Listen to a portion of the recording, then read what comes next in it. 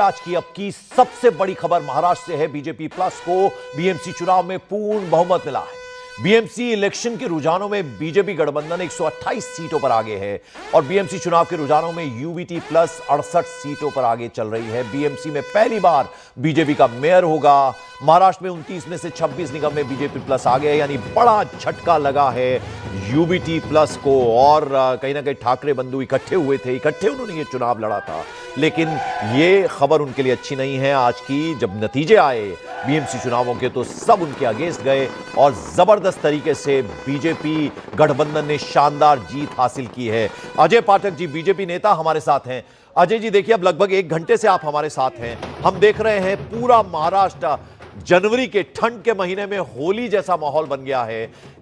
जो नायक हैं वो कहीं ना कहीं देवेंद्र फडणवीस है, जिनसे भी हम बात कर रहे हैं। ऐसा क्या उन्होंने किया मुख्यमंत्री के तौर पर कि इतना विश्वास महाराष्ट्र की जनता ने दिखाया उन पर? नहीं, भारद्वाज जी देखिए, जो व्यक्ति इस महाराष्ट्र के अंदर या देश के अंदर या कारपोरेशन हो, विधानसभा हो या लोकसभा हो, जो भी व्यक्ति काम करेगा उसको जनता चुनेगी और उसके प्रति प्रेम रखेगी।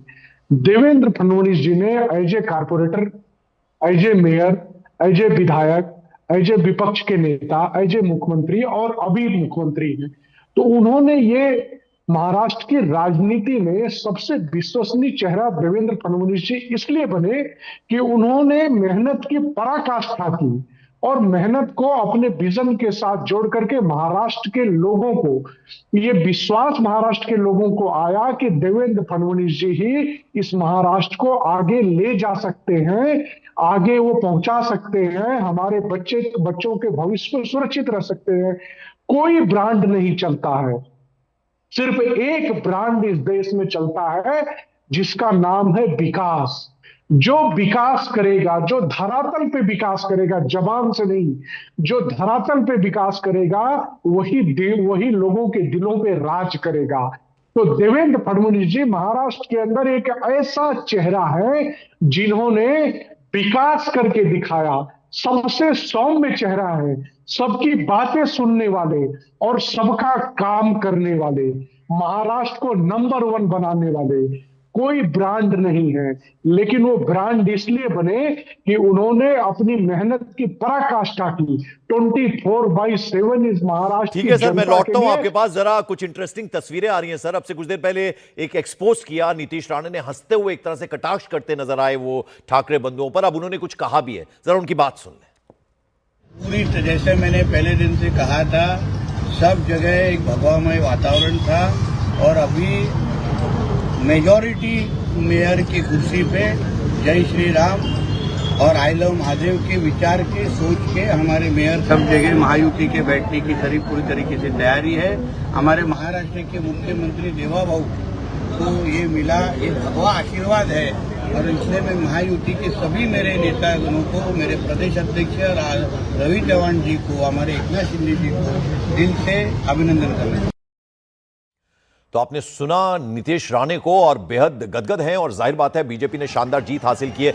अजय जी जरा समझना चाहेंगे, आप जो भाषा की बात करते थे, करनी चाहिए विकास डेवलपमेंट की बात, तो जनता को समझ आती है सिर्फ डेवलपमेंट विकास, क्योंकि बीएमसी का चुनाव और अब आपने अभी वादा किया है, आपने कहा है कि अब चूंकि अब मेयर आपका होगा तो मुंबई को लेकर जो तरह तरह की बातें उठती है, बरसातों में जो मुंबई का हाल होता है, कम से कम अब उसमें सुधार होगा। भारद्वाज जी 100% सुधार होगा और सिर्फ बीएमसी नहीं, पूरे महाराष्ट्र में ये सब चीजें चल रही है। पूरे महाराष्ट्र प्रगति की राह पे चल रहा है और बीएमसी क्यों पीछे रह जाए। बीएमसी ने तो 25 साल उनको दिया, वो लोग सिर्फ अपना घर भरने का काम किए। वो अपने सिर्फ और सिर्फ निगेटिव राजनीति करते थे, निगेटिव राजनीति के लिए जाने जाते थे। 5 साल अपने घरों में बैठते थे और लूटते थे महाराष्ट्र को, बीएमसी को लूटते थे और 5 साल बाद आकर के हिंदी और गैर मराठी का मामला लेकर के आ जाते थे। देखिए, जनता इन चीजों से ऊब चुकी थी, जनता जानती थी। आप कभी साउथ के लोग मुंबई में आएंगे तो उनको गाली देने लगे, अन्ना मलई को उन्होंने गाली देने लगे। इन सब चीजों से राजनीति चलती नहीं है। महाराष्ट्र की जनता इन चीजों से ऊब चुकी थी। महाराष्ट्र की जनता को एक नेता चाहिए था जो महाराष्ट्र को आगे ले जा सके, जो मुंबई को आगे ले जा सके।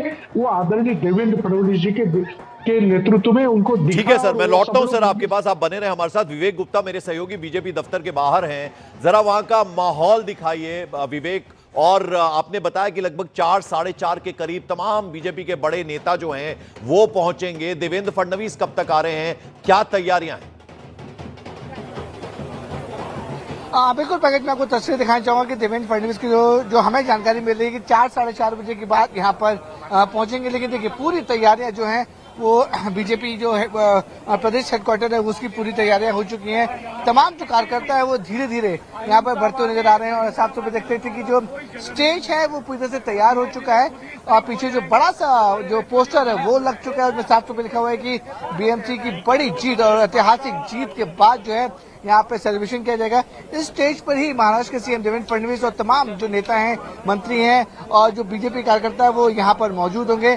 तो कुछ देर बाद पंकज जी यहाँ की जो तस्वीर होगी बिल्कुल बदली हुई है कि बड़ी तादाद में लोग होंगे। अगर मैं आपको दिखाने को जिस तरीके से जो बीजेपी के कार्यकर्ता है वो धीरे धीरे बीजेपी हेडक्वार्टर में पहुंचते चला रहे, भीड़ लगातार बढ़ती चली आ रही है। पुलिस का बंदोबस्त यहाँ पे लगातार बढ़ता चला रहा है क्योंकि उनको अंदाजा है कि बड़ी तादाद में जो लोग कार्यकर्ता है वो यहाँ पर जरूर आएंगे। एक एरिया में आपको दिखाना चाहूंगा, इंटरेस्टिंग एरिया है और पता चल रहा है कि इस जगह पर यहाँ पर आतिशबाजी की जाएगी और बीजेपी के जो लोग हैं उनका कहना है कि यहाँ पे जलेबियां भी चली जाएंगी। हालांकि उसकी तैयारियां अभी चल रही हैं। तो इस एरिया को यहाँ पे कॉर्डन ऑफ किया हुआ है। वहीं दूसरी तरफ जो स्टेज मैंने आपको दिखाया था वो स्टेज बनकर पूरी तरह से तैयार हो चुका है। पुलिस की टीम भी मौके पर पहुंची हुई है। तमाम जो लोग हैं वो खाली इंस्पेक्शन कर रहे हैं कि स्टेज ठीक से बन जाए।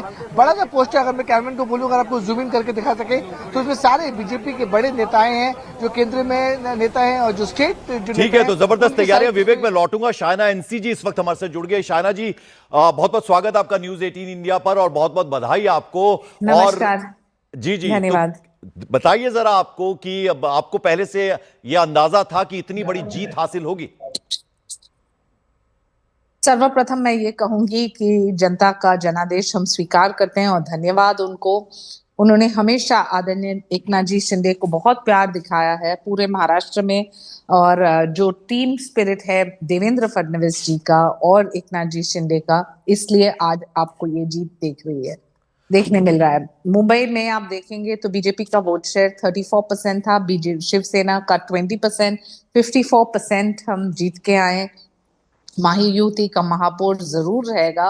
और इस मुंबई में एक चीज स्पष्ट है कि आते हुए दिन में सिर्फ प्रगति और भ्रष्टाचार मुक्त। आप सोचिए कि जो 25 साल में उबाटा सेना जब थी वहां एक खड्डा मुक्त मुंबई नहीं, एक सुएज ट्रीटमेंट प्लांट नहीं।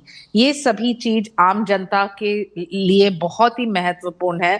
और उस दृष्टि से आदरणीय एकनाथ जी शिंदे ने फेज 1 फेज 2 में 400 किलोमीटर्स खड्डे मुक्त किए। कंक्रीट है वहां, आप देखेंगे तो यूटिलिटी टनल्स, यूटिलिटी डक्ट है। और साथ साथ आप ऑन ग्राउंड देखेंगे तो आज जब एक सुएज ट्रीटमेंट प्लांट नहीं और आप दरिया में सब कचरा फेंक रहे हैं तो ये क्या संदेश देता है? कहीं ना कहीं हम सबको एकजुट काम करना है और एकजुट ये दर्शाना है की हम हमारा मुंबई का के लिए प्यार करते हैं। और मुंबई जैसे हम मराठी में बोलते हैं कि मुंबई माझी लाडकी, आणि त्यासाठी आम्हाला काम करायचं एकत्र। हम सबको एकजुट